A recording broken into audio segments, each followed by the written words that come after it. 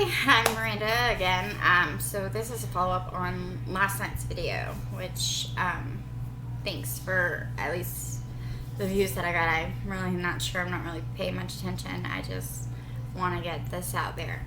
So the name of the hotel was the Sheraton in the Dallas-Fort Worth area. It was the one that is in Irving, Texas, and it is the airport hotel. We stayed on the second floor. As a matter of fact, if you go to the website, you will not see a room on there like this, because I think it's just designated as for incidents where they put guests they don't like or guests that aren't actually paying, because in this case it was the Texas Department of FEMA basically. So there's no record of the stay except for through FEMA, by the way, who had bracelets on us that we weren't allowed to remove the entire time. In this hotel, we were treated very badly. I was mentally abused by the person, and we were more than willing to leave and go back to Le Meridian and pay, and then come back to Louisiana, which I'm not in Louisiana now, but we were willing to do that. And this woman guilt tripped or blackmailed into me having to accept the room by telling me that a woman sacrificed, put her job on the line to give us a room there. Well, if that was the case, then wouldn't it have been a better room where there could have actually been a hope of 4 of us staying in the room? Because that room, by the way, was really, really small. I mean, the king size bed took up pretty much the entire space, and there was a 1.5 foot maybe from the bed to the dresser and the desk area, and then there was a little bitty chair shoved all the way over in the corner. I think it was just the computer chair maybe, but the wall and that bed were really close together, and then of course there was the dresser behind me, which is what injured me. Now, no one is willing to take on a case like this. Now, I said before, it's not about money. It really isn't, other than the fact that Medicaid is going to go after them like crazy, because once they find out it was an injury, not by them. But the fact is that change needs to happen, because other people experience just as much as I do. And the thing is that the ADA, they don't care. Furniture and stuff like that, it just isn't a part of what they do. It isn't included. So the woman who mentally assaulted me, her name is Shannon, and she's a black lady. I am not prejudiced by any amount. As a matter of fact, my second mama, who I consider family, is mixed. So therefore, I say that as that's so you know that's who she is. If you go there. She's a black lady. Her name is Shannon, and she is very, very rude and very mean. Whenever she found out my mental illnesses, she used them against me to trigger me constantly. And as I'm warning her that she is triggering me, she's like, I don't care. I talk to that person the same way as I talk to you right now. And I mean, she was mean. And I'm crying naturally, because our home is destroyed. It's gone. It rains inside of that house. It is. There's a lot of memories in that house.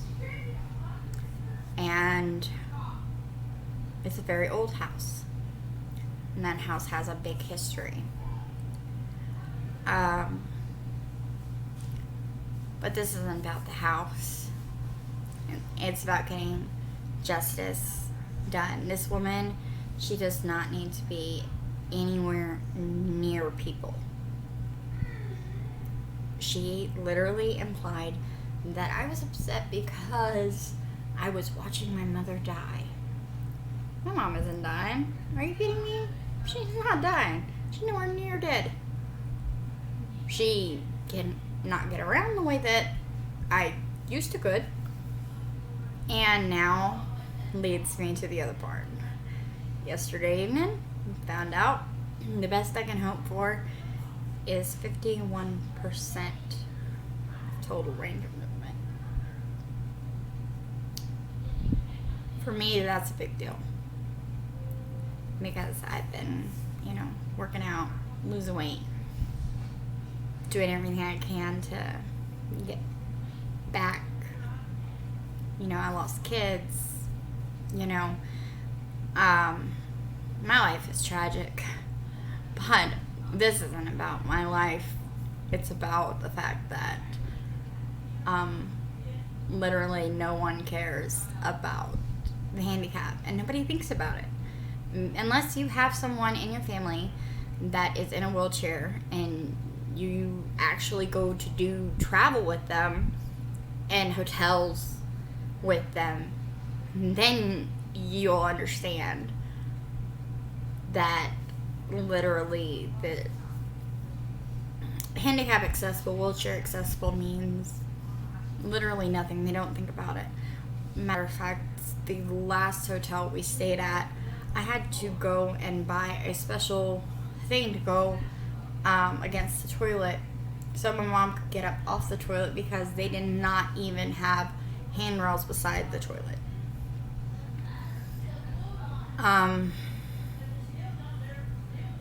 So I want to get this out there. Every attorney that I have talked to has turned down the case. I've had attorneys call me just because they're curious as to how I got hurt.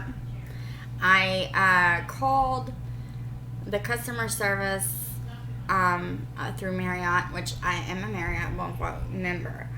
And the first person I talked to, he cared. The second person that I talked to literally just didn't. So I'm going to try and call corporate tomorrow.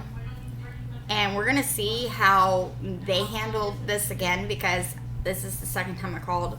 Only the first time I wasn't interested in suing them or anything. I just wanted to make them aware.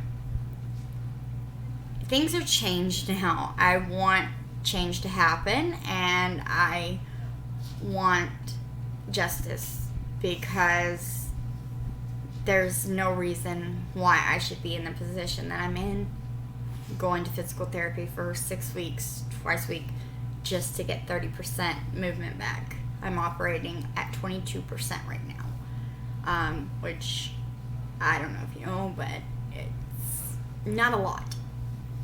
And as I said before, no pain medicine, no nothing. I'm strictly just, the pain's there.